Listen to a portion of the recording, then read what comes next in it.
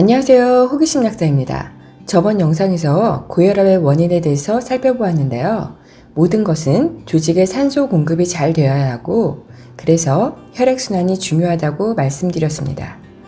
혈압을 높이지 않고도 혈액순환이 잘 되게 하려면 혈관 탄력이 중요하고 혈관 탄력이 유지되기 위해서는 혈관 경화와 죽상 동맥 경화를 예방해야 하고 좁아지거나 막힌 혈관이 있으면 뚫어주면 됩니다. 스트레스를 받지 않고 탈수도 예방해 혈관의 지나친 수축을 막고 혈액의 점도를 낮춰서 혈액을 맑게 유지하면 혈압은 자연스럽게 안정됩니다. 하지만 왜 혈압약을 그렇게 장기간 드셨는데도 하루만 안 먹어도 혈압이 솟구치는 걸까요? 원인을 제거하지 못하기 때문입니다. 엄밀히 말해 고혈압을 치료한다는 건 약을 끊고도 정상 혈압이 유지되어야 치료된 거 아닐까요? 약물로는 고혈압을 치료할 수가 없습니다. 많은 분들이 혈압약 먹으면 평생 먹어야 한다고 알고 계시는데요. 이는 사실이기도 하고 아니기도 합니다. 혈압약을 끊고도 혈압을 안정시킬 수 있다면 굳이 드실 필요가 없습니다. 정상 혈압이 되었는데도 계속 드신다면 저혈압이 와서 말초와 뇌에 혈액순환 장애가 발생합니다. 하지만 혈압약을 장기간 드신다고 해도 혈압약을 못 끊는 것은 혈압약이 원인 제거를 하지 못하기 때문에 끊자마자 혈압이 솟구칩니다. 그래서 혈압약 먹으면 평생 먹어야 한다는 말이 나온 거죠. 게다가 의사 선생님들은 혈압약을 끊으면 뇌경색이나 심근경색이 와서 하루아침에 운명을 달리할 수 있다고 말씀하시죠. 이런 두려움 속에 환자들은 원인 제거도 하지 못하는 혈압약을 열심히 복용합니다. 그렇게 열심히 혈압약을 복용하시던 분들이 뇌경색이나 심근경색이 안 생기셨을까요? 열심히 복용하시던 분들도 뇌경색이나 심근경색으로 수술 받으시는 분들도 계시고 약은 점점 늘어만 갑니다. 그렇다면 도대체 왜 혈압약이 원인 제거를 하지 못하는지 혈압약의 작용 기전을 바탕으로 설명드리겠습니다. 첫 번째, 이뇨제입니다. 이뇨제 중에서는 시아자이드계 이뇨제인 다이크로짓이 많이 처방되는데요. 시아자이드계 이뇨제는 원이 세뇨간에서 나트륨, 칼륨, 마그네슘의 제흡수를 억제하고 칼슘의 제흡수를 증가시키기 때문에 칼슘의 혈중 농도가 증가해서 전해질 불균형이 올 수 있습니다. 싱겁게 드시는 분이 다이크로짓을 처방받는다면 안 그래도 부족한 나트륨이 더 부족해지기 쉽기 때문에 문제가 생길 수가 있습니다. 또 혈액량을 감소시켜 탈수를 일으키기 때문에 혈액이 끈적끈적해질 수 있고 유산 상승, 혈당 상승, 콜레스테롤과 중성지방 수치가 상승할 수 있고 발기부전, 근육경련, 기립성 저혈압 등이 나타나기 쉽습니다.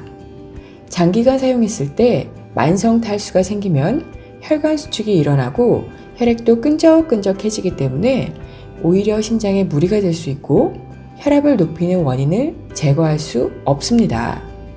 시아자이드 이뇨제는 환자의 70%에서 고요산혈증과 저칼륨혈증을 일으키고 10%에서 고혈당증을 일으킨다고 합니다.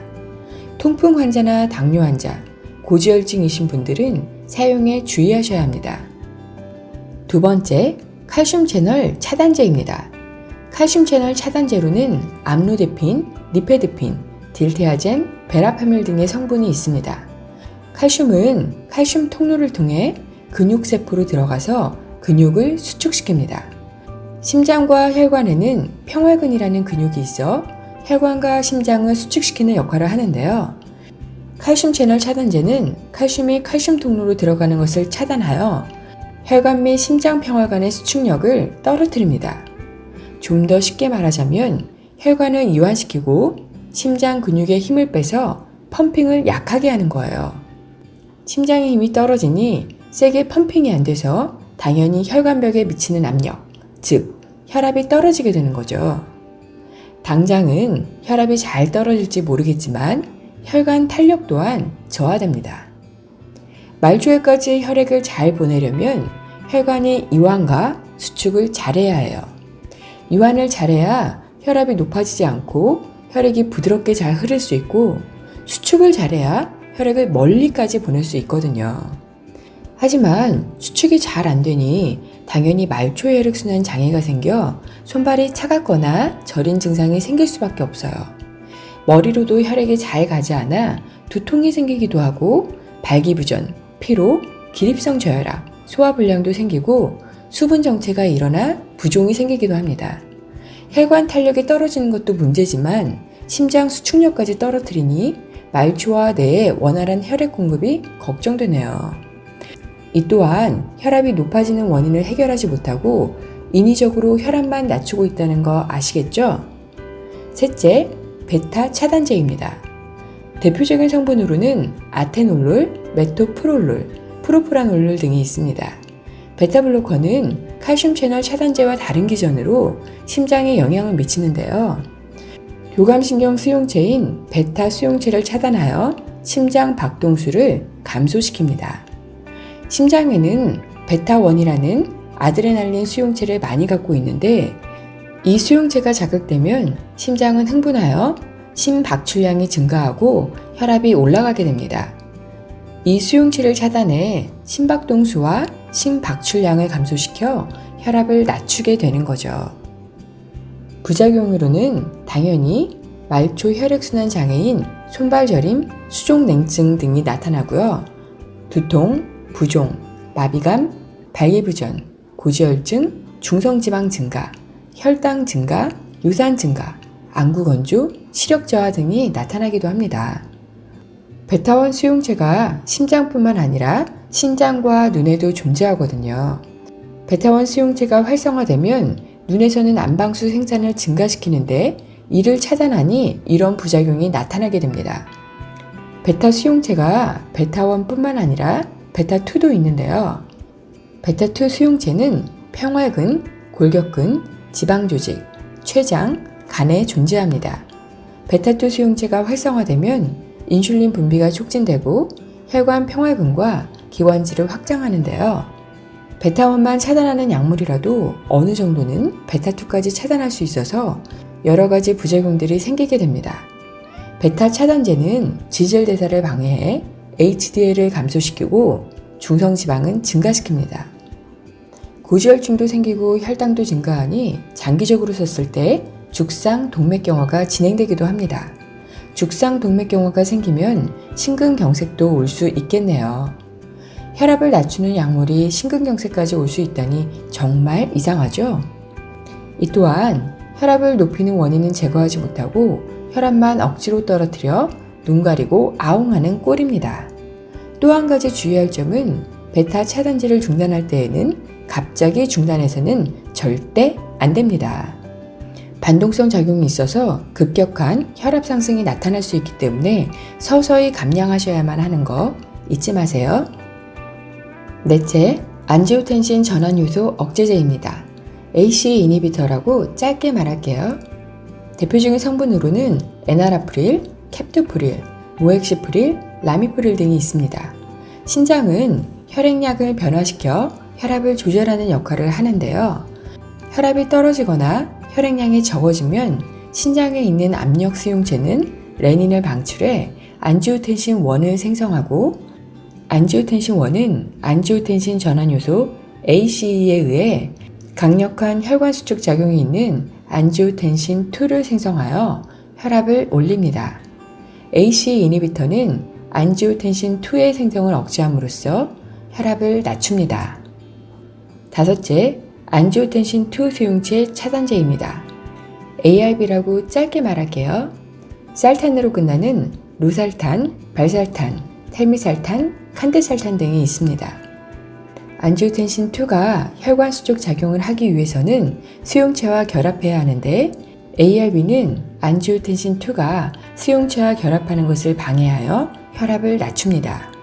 ACE 이니비터와 ARB가 안지오텐신-2의 생성이나 수용체와의 결합을 방해해 인위적으로 혈관을 이완시킨다고 해도 혈관 탄력 또한 저하시키기 때문에 근본적인 해결은 될 수 없습니다. 고혈압 치료에 있어서 혈관 탄력은 무엇보다 중요합니다. ACE 이니비터와 ARB 모두 안지오텐신-2에 작용하는 약물이라서 부작용도 비슷합니다. 다만 ACE 이니비터에 비해 ARB의 부작용이 개선되었다고 알려져 있죠. 만성 기침, 기립성 저혈압, 고칼륨 혈증, 혈관 부종, 신장 손상, 두통, 피로, 현기증이 생길 수 있습니다. 지금까지 혈압을 낮추는 여러 가지 약물을 살펴보았는데요. 크게 세 가지로 요약할 수 있습니다. 1. 심장에 작용하여 심장 수축력을 떨어뜨려 혈압을 낮추고 2. 신장에 작용하여 혈액량을 줄여서 혈압을 낮추고 3. 혈관에 작용하여 혈관을 이완하여 혈압을 낮추는 것입니다. 이런 방법의 공통적인 문제점은 혈액순환이 잘 안 돼서 심장에서 가장 먼 곳에 있는 세포까지 산소 및 영양 공급이 어려울 수 있다는 것입니다. 이렇게 되면 당연히 세포 손상이 있을 수밖에 없고 여러 가지 문제점이 나타날 수밖에 없습니다. 몸이 건강하려면 우리 몸을 구성하는 기본 단위인 세포부터 건강해야 합니다. 하지만 혈압약의 부작용을 이야기하긴 했지만 당장 혈압약을 끊어서도 안 됩니다. 혈관이 약해져 있는 상태에서 혈압약을 끊으면 뇌출혈이 발생할 수도 있고요. 뇌경색, 심근경색 등이 생길 수도 있습니다. 제가 말씀드리고 싶은 건 혈압약과 병행해서 원인을 해결하는 것이 무엇보다 중요하다는 것입니다. 혈압약이 여러분의 건강을 보장해주지 않습니다. 제가 안타까운 건 의사 선생님들이 혈압약을 먹어도 심근경색, 뇌경색, 뇌출혈은 올 수 있으며 어떻게 해야 약을 줄이고도 건강하게 살 수 있는지에 대해서 설명을 해주지 않는다는 것입니다. 게다가 혈압약을 먹어서 혈압만 조절되면 환자를 안심시키기 때문에 환자들은 혈압약이 건강을 보장해준다고 착각하기 마련입니다. 하지만 혈압약은 많은 부작용을 가지고 있고 원인 제거를 해주지 않기 때문에 치료할 수도 없습니다. 혈관 탄력 회복하기, 혈액을 맑게 유지하기, 좁아지거나 막힌 혈관을 뚫어주기만 하면 혈압은 낮출 수 있습니다. 위의 약물들의 작용 기전을 보면 이런 원인을 제거하는 기전이 단 하나도 없습니다. 원인을 제거하기는커녕 장기적으로 심각한 문제를 더 많이 만드는 것 같네요. 고지혈증 약물이나 항혈전제가 혈액을 맑게 하는 데는 도움이 되지만 이 또한 부작용이 많습니다. 우리 몸은 엄청난 자연 치유력을 가지고 있고 자연의 재료만 적절하게 넣어주고 스트레스를 받지 않고 잠을 푹 자면 누구나 명의가 됩니다. 몸은 남이 관리해주는 것이 아니라 자신이 스스로 고쳐나가야 합니다. 스트레스와 수면을 관리하고 식생활을 개선하고 적절한 운동만 해도 평생 건강한 몸을 유지할 수 있습니다. 하지만 어떤 식생활이 잘못됐는지도 모르고 고칠 의지가 없다면 아무리 좋은 약이라도 여러분의 건강을 책임져 줄 수 없습니다. 약의 개수만 늘어나고 수술만 반복하는 인생을 살게 되는 거죠. 기술의 발달로 생명은 연장됐지만 아파서 20년 이상을 더 사는 게 무슨 의미가 있을까요? 다음 영상에서는 고혈압의 원인을 제거하는 데 도움이 되는 영양요법을 소개해 드릴게요. 고혈압에서 벗어나 아프지 않고 건강하게 사시기 바랍니다. 오늘 영상도 좋으셨다면 좋아요와 구독 많이 눌러주시고요. 다음 영상도 기대해주세요. 시청해주셔서 감사합니다. 항상 건강하시고 행복하세요. 감사합니다.